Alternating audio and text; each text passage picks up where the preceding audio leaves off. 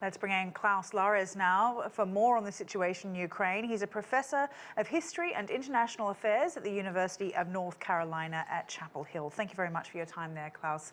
Now, how close to war are we? Is there still a window of opportunity to actually stop Russia from invading here?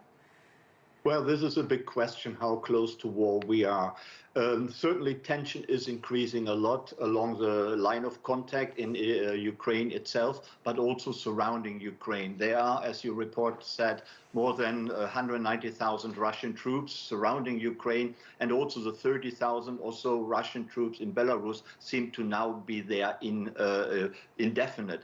And one wonders whether Russia is actually occupying Belarus now. So it all looks as if Putin is about to strike in the next few days or so. And Biden, as you said, has information that that is actually the case, that a decision has been taken. However, we don't really know for sure. And I think there is still room for dialogue. Macron had a very interesting conversation with Putin today.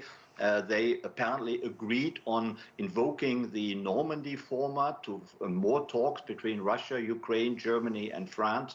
Also, Macron is seeing Lavrov next week. Blinken, the American Secretary of State, will also talk to Lavrov somewhere in Europe. And there are increasing calls that Biden and Putin should meet again, at least by video link, and talk to each other and try to see whether something can be done about the situation. We don't know whether Putin is about to invade or whether he is just ratcheting up the pressure to put more pressure on the Western camp to achieve his grievances, to get his grievances addressed.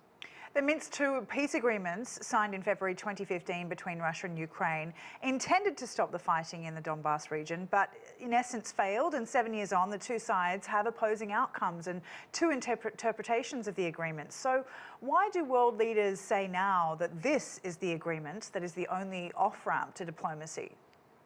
Because that is the agreement which has already been entered into, and you can amend it, you can work on it. It's a good basis to take it forward. Also, the Russians and the Ukrainians are both part of that agreement, so that is something we can work with. But both sides, of course, have to have the will to implement the Minsk II agreement and perhaps, make changes to it and adapt it to the changing situation. It is really in Russia's power, in Putin's power, to stop the fighting in Donbass. The separatists are encouraged by Russia. They're encouraged by Putin. And if Putin calls a halt to their military activities, that he can do. And I think that would help to de-escalate the situation, at least for the time being, and to give Minsk II a chance. And I think it is promising that both sides, at least according to Macron, have agreed to invoke the Normandy format again next week and meet already. I think the room for dialogue seems to be still there, and the decision to invade does not seem to have been taken in a final way. So there is, let's say, a sliver of hope, but tension is increasing.